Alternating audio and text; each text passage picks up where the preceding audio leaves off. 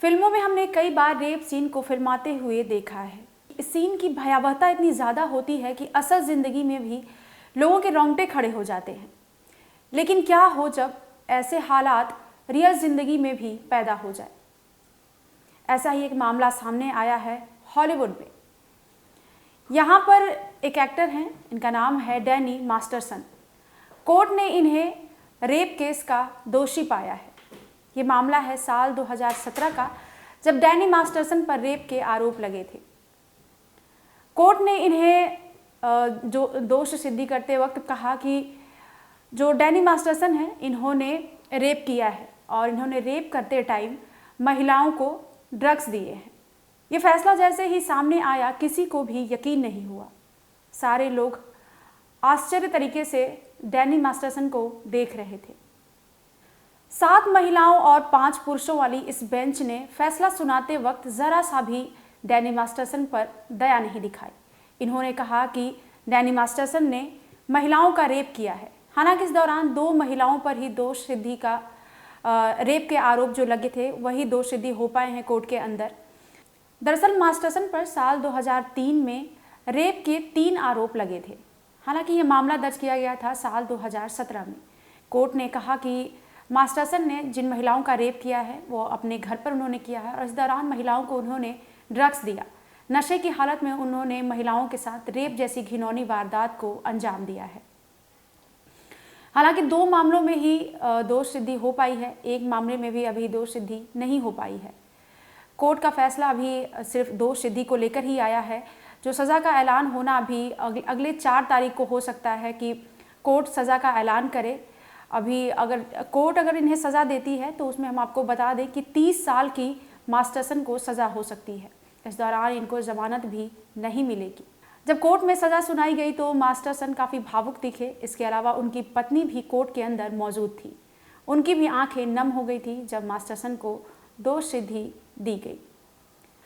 हालांकि कोर्ट के अंदर मास्टरसन के जो वकील हैं वो लगातार ये दावा करते रहे कि जो महिलाएं हैं उन्होंने अपनी सहमति से मास्टरसन के साथ संबंध बनाए हैं, उन्होंने रेप नहीं किया है। लेकिन कोर्ट ने इनकी ये दलील खारिज कर दी। इस दौरान कोर्ट ने उन महिलाओं की तारीफ की और उन्होंने कहा कि जो महिलाएं मास्टरसन के खिलाफ सामने आई हैं, मैं उनकी तारीफ करता हूँ, उनकी हिम्मत की दाद देता हूँ। हालांकि हमें अफसोस है कि हम एक और मामला, जो कि तीसरा एक और मामला था, उस पर जो अंतिम फैसले तक नहीं पहुंच पाए। अब इसमें कोर्ट को सबूत नहीं मिला या फिर जो पीड़िता है वो सामने नहीं आई।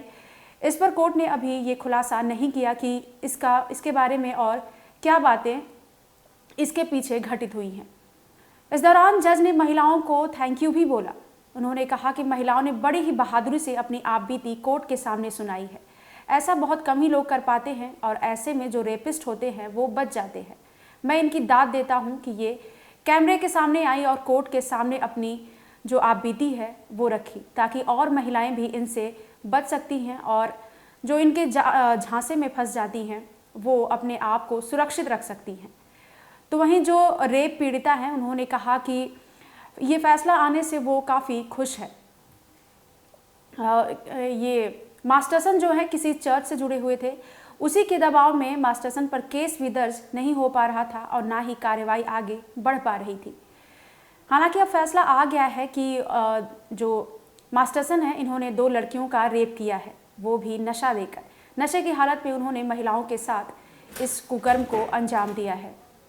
हालांकि जो पीड़िताएं हैं जिनके साथ मास्टरसन ने रेप जैसी घिनौनी वारदात को अंजाम दिया है, उन्होंने सामने आकर कहा कि ये फैसला आने के बाद वो काफ़ी खुश हैं। जो मास्टरसन हैं वो एक चर्च से जुड़े हुए थे, जिसकी वजह से उन पर कार्रवाई नहीं हो रही थी। वो चर्च उन पर दबाव बना रहे थे कि मास्टरसन पर केस दर्ज ना हो और उन पर कार्रवाई ना की जाए।